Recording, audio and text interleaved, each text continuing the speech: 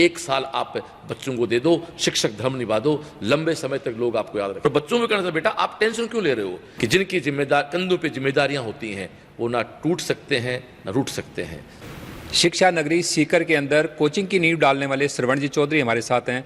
श्रवण जी, अभी जो कोरोना संकट आया उसके अंदर जो कोचिंग इंडस्ट्री के अंदर जो जितने भी छात्र थे जो यहाँ कोचिंग ले रहे थे, उनके करियर के ऊपर क्या फ़र्क पड़ेगा? वो कितना पीछे हो गए कोचिंग के अंदर? देखो रतन सिंह, सबसे पहले तो मैं आपके चैनल के माध्यम से सबको नमस्कार करना चाहूँगा और सबको कहूँगा कि भाई आप घर में रहें, सुरक्षित रहें। देखो, इसको लेके मैं बहुत पैनिक नहीं हूँ। अभी हमारी नीट की एग्ज़ाम हो रही है 26 जुलाई को। 2016 में हमारा पेपर आउट हुआ था मेडिकल का, तब भी हमारी एग्ज़ाम 25 जुलाई को हुई थी, इसलिए हम तो मानते पेपर आउट हो गया। हाँ, हमारा प्लस पॉइंट ये रहा कि ये 20 मार्च के बाद हुआ, तो हम कोचिंग इंडस्ट्री में 99% कोचिंग वालों ने अपने सिलेबस कंप्लीट कर दिए थे, बच्चों के सिलेबस कंप्लीट हो गए थे, इसलिए हमें मानते हैं कि हम थोड़ा सेफ जोन मानते हैं। और बच्चों में कहना था, बेटा आप टेंशन क्यों ले रहे हो, आप सबका सिलेबस एंड हुआ था 8 मार्च को, फिर हमारे टेस्ट होते हैं जो आप ऑनलाइन घर भी दे रहे हैं। ठीक है, वक्त बुरा है, बट आप ये सोचो ये पंगा होता नवंबर में तो हमारा क्या होता, सिलेबस बीच में, क्लासेज बीच में, सेशन बीच में, तो बुरा तो है, लेकिन ईश्वर ने फिर भी उतना बुरा नहीं किया स्टूडेंट्स के साथ कि मार्च जाते जाते ही लॉकडाउन शुरू हुआ था। इसलिए बच्चे बहुत ज़्यादा पैनिक नहीं है। और फिर ऑनलाइन प्लेटफॉर्म, मैं सीएलसी के बिहाफ पे बात करूं तो मेरा बच्चा तो कहीं परेशान नहीं है साहब। हमने बाकायदा ऑनलाइन प्लेटफॉर्म दे दिया और सारा बच्चा ऑनलाइन टेस्ट दे रहा है। हमने उनके डाउट काउंटर बना दिए, व्हाट्सएप ग्रुप बना दिए।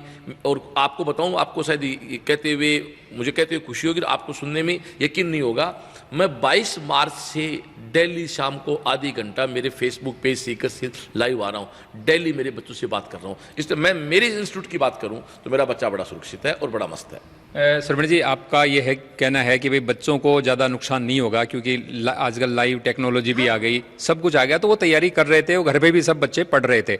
लेकिन समस्या ये है कि अब फ्यूचर के अंदर जो क्लासें लगेगी, क्योंकि हमेशा तो लॉकडाउन रह नहीं सकता, तो जो क्लासें लगेगी उनका स्वरूप कैसा होगा कि कोरोना भी नहीं फैले और पढ़ाई भी सुचारू रूप से हो जाए? देखो रतन सिंह जी, मैं यहाँ कहना चाहूँगा, ये दौर वैसा ही है जैसा घर में एक जवान मौत हो जाती है ना, तो 12 दिन में उस घर में जो भी आता है और जो घर वाले उनको लगता है कि सब कुछ खत्म हो गया, लेकिन उस घर में कुछ दिनों बाद डीजे बजते हैं, शादियां होती हैं। ये सेम दौर ऐसे गुजर जाएगा निश्चित रूप से। जब हमें सरकार परमिशन देंगी, जो भी भारत सरकार, राजस्थान सरकार के हमें गाइडलाइन मिलेंगी, सोशल डिस्टेंसिंग के साथ, गेट पे सैनिटाइजेशन के साथ, हैंड वॉश की व्यवस्था, वो हम सब लोग करेंगे, वो हर इंस्टीट्यूट करे, क्योंकि वो मानव धर्म भी है, केवल क्योंकि इंस्टीट्यूट के लिए व्यवसाय नहीं हो सकता। निश्चित रूप से हम सब लोग उस ट्रैक पे काम कर रहे हैं। हम नहीं, बहुत से लोग भी आगे, जैसे हमारे पास लास्ट ईयर कोई आता था, साहब ये नोटबुक ऐसी है, टेक्स्ट बुक ऐसी है, नोट्स वैसे हैं। अब आजकल दिन 2 लोग आते हैं, सर हमने वो कैनल बना लिया, सैनिटाइजर बना लिए, मास्क बना लिए, तो बाजार में काम स्टार्ट हो गया। वो कहते जैसा देश वैसा भेष, जैसी आवश्यकता होती है बाजार वो उपलब्धता अपने आप करा देता है। इसलिए कोई पैनिक नहीं हो, कोई भी गार्जियन पैनिक नहीं दोस्तों। इसमें कोचिंग हमें कहीं टेंशन नहीं है। मेरे पास डेली 5 लोग आते हैं, मास्क लेके, सैनिटाइजर लेके, टनल लेके, मतलब सैंपल लेके, कि सर ये व्यवस्था है। इसलिए मान के चलना, जिस दिन भी सरकार परमिशन देगी बिल्कुल व्यवस्थित तरीके से क्लासें लगाए जाएंगे।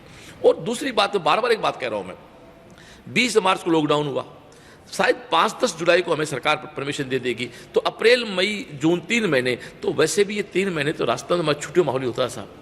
तो हकीकत देखा जाए तो हमारी पढ़ाई डिस्टर्ब हुई है 20-25 दिन, और 20-25 दिन कवर कर लेंगे, पर सब मिलकर क्या दिक्कत है ज़्यादा। आप रतन सिंह जी सोचो, ये नवंबर में होता, नवंबर दिसंबर जनवरी में होता, जब मिड सेशन होता तो क्या होता। इसलिए मैं तो कहता हूँ भगवान ने बुरा तो किया, लेकिन उत्तर गांव में कहावत है, जैसे आंकड़े वैसे पड़े नहीं।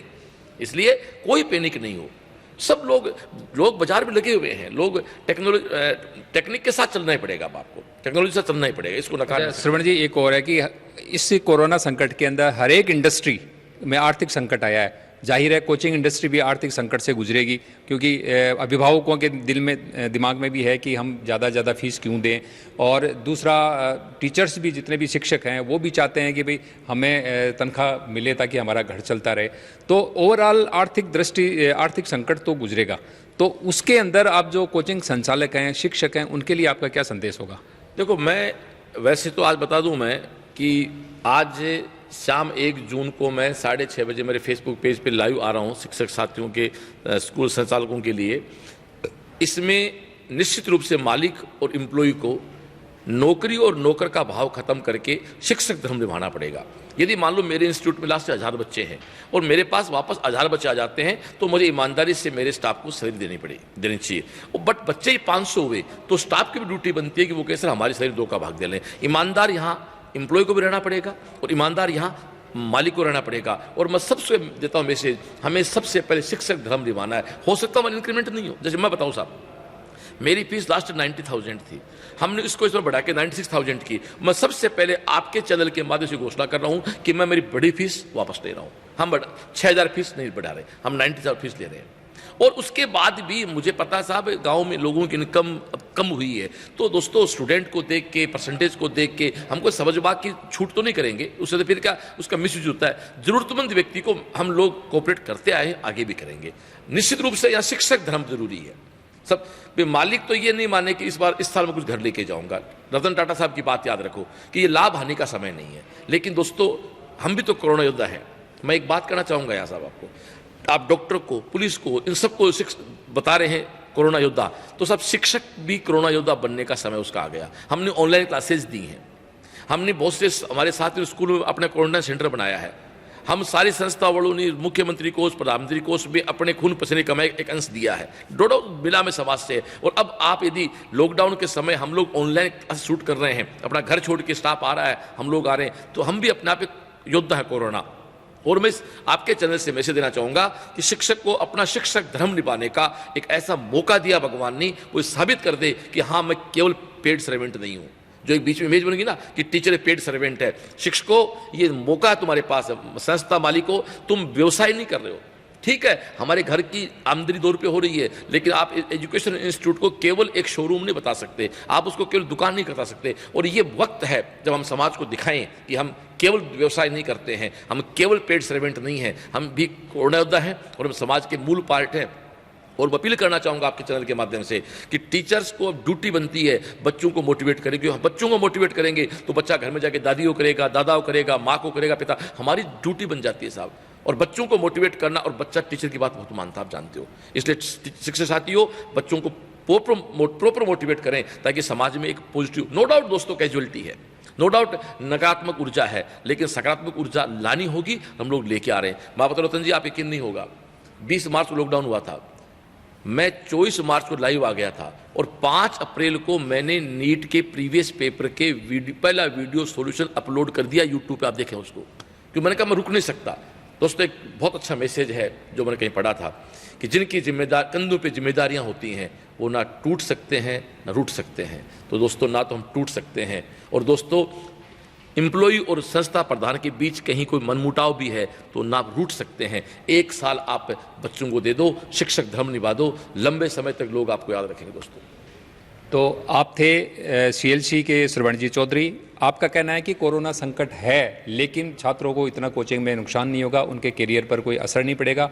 साथ ही इन्होंने शिक्षकों से आह्वान किया है, शिक्षकों से ही नहीं, शिक्षक और जो शिक्षा संचालक हैं उनसे आह्वान किया है कि ये संकट का समय है, ये लाभ हानि का समय नहीं है, इसलिए आप लाभ हानि नहीं देखें।